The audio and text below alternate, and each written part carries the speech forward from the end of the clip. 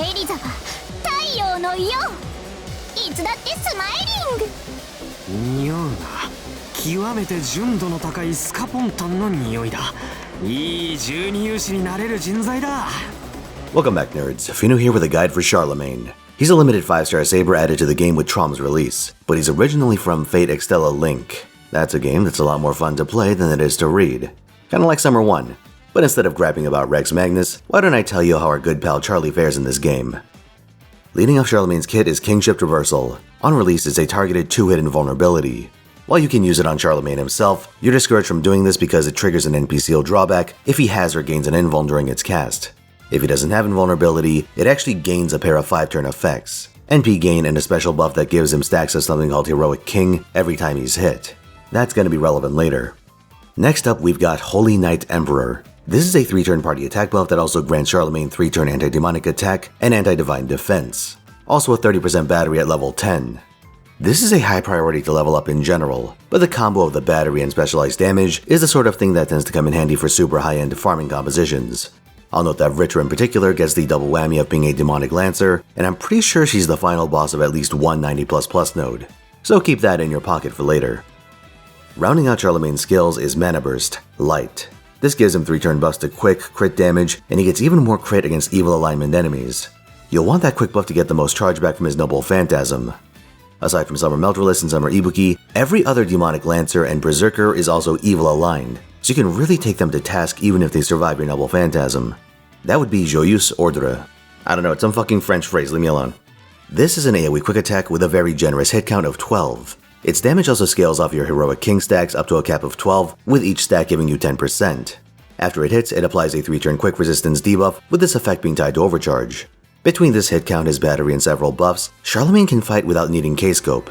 Traces of Christmas's Past is your generic option, but if you're feeling adventurous or particularly fond of Oberon swaps, Black Grail is something you should keep in mind too. This might be a bit of a strange question, but humor me for a minute. Does all of this sound familiar to you? Do you feel a bit of deja vu? If so, that's because we've had a pretty similar conversation about Summer Okita Alter before. The two are remarkably close, even down to the fact that they both hit the jackpot with anti-berserker repent skills. That shit's really good, by the way. I'd make it a second priority after starting Charge. They both have crit buffs and they're both non-K-scope quick loopers. There are meaningful differences between the two, but for general usage, they fill more or less the same function. Okita has the initial advantage for a couple of reasons. Her Noble Phantasm has a preemptive quick amplifier, and her attack stat is slightly stronger, which translates into higher unconditional damage. Charlemagne does more damage against demonic enemies or once he's accumulated a few stacks, but the problem with the latter is that, on release, he only gains stacks defensively, meaning they're very hard to control without unbalancing your team to accommodate targeted taunts or Guda Poster Girl. Fun fact, by the way, Poster Girl raises your attack by 60%, 80 if you're a lunatic with a limit broken copy. It's also locked to the 3-turn duration though, just like the taunt, so running it on Charlemagne is quite the risky game plan. Despite his crit strategy, Charlemagne is the victim of a pretty serious oversight. He only has one Buster card. You want those to cash in your damage, and ideally, once Mighty Chains come out later this year, you'd want to form a QAB chain, with your Noble Phantasm being a viable replacement for that quick card. You don't need 2 quicks to get that result. If anything, you'd really want an extra Buster for consistency. Ironically, despite the idea of him having high crit potential against evil servants, Charlemagne is less practical than Okita, who gets a higher unconditional crit buff and a better deck for that playstyle. All this makes him come off like a side grade to Okita, and a slightly worse one for most applications.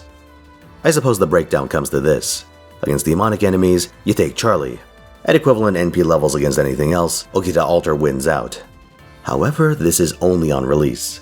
Charlemagne gets a buff during a future Chaldea Boys event. This adds a stardom to Kingship Traversal, but more importantly, it lets him generate stacks when he crits. It's a bit of a game changer.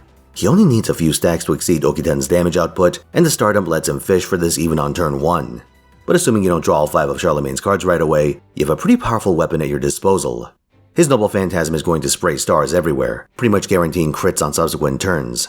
By layering these in front of his Noble Phantasm, you can amplify its damage and ramp up to a huge attack on the boss wave. In farming, carding isn't ideal when you're trying to economize your attention, but what makes this kind of excusable is that you don't need the crits for their upfront damage or their charge generation. You only need them to generate stacks. This, combined with FGO's deck mechanics, makes the process more consistent than you'd expect at first glance. In other words, Charlemagne gains a legitimate way of dethroning Okita Alter. More important for him than the farming case, this upgrade also makes him much more consistent in boss encounters, at least in his own role as an attacker.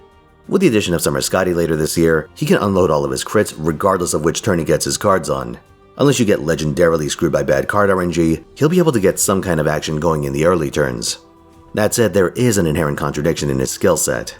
From the high uptime of his first skill buffs, you might see Charlemagne as a value attacker, one that stays in the fight and grinds down your opponent with his capacity for sustained damage.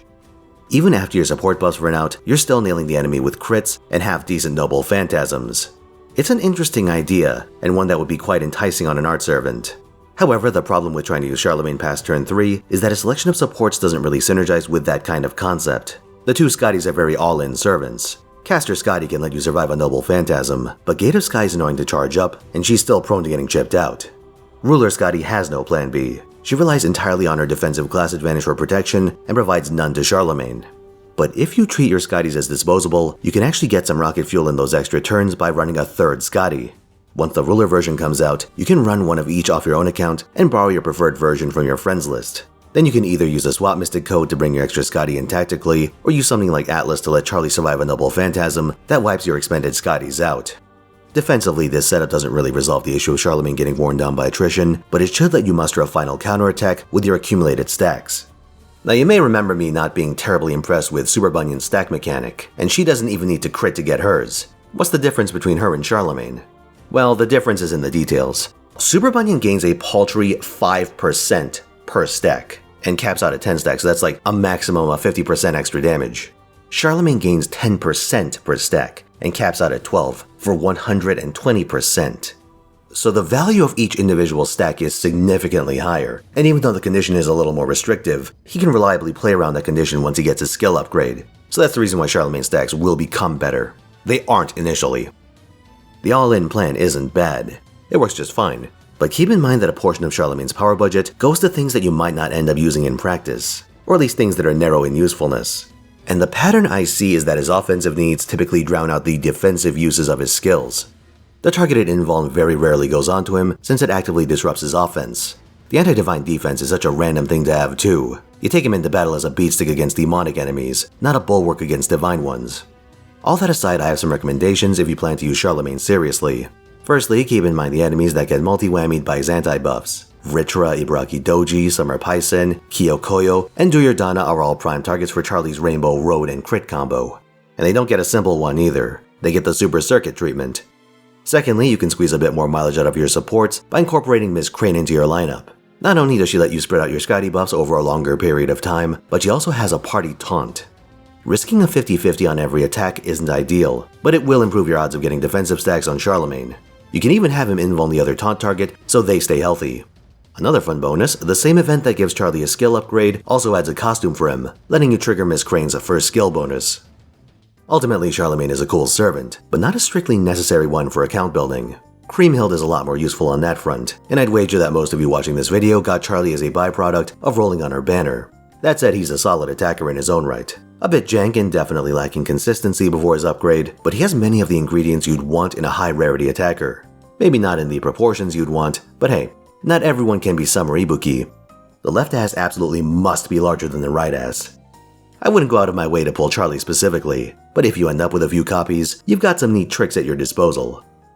Thanks for watching, lads. Like if you enjoyed this video, subscribe for more, and come watch me at twitch.tv/Finotaisen where I stream every week, 3 p.m. Pacific time, Friday through Sunday. This Sunday, I'll be going in deep for Ruler Moriarty. NP6. I expect this to go terribly, so stop by if you want to see the disaster in action. See you there.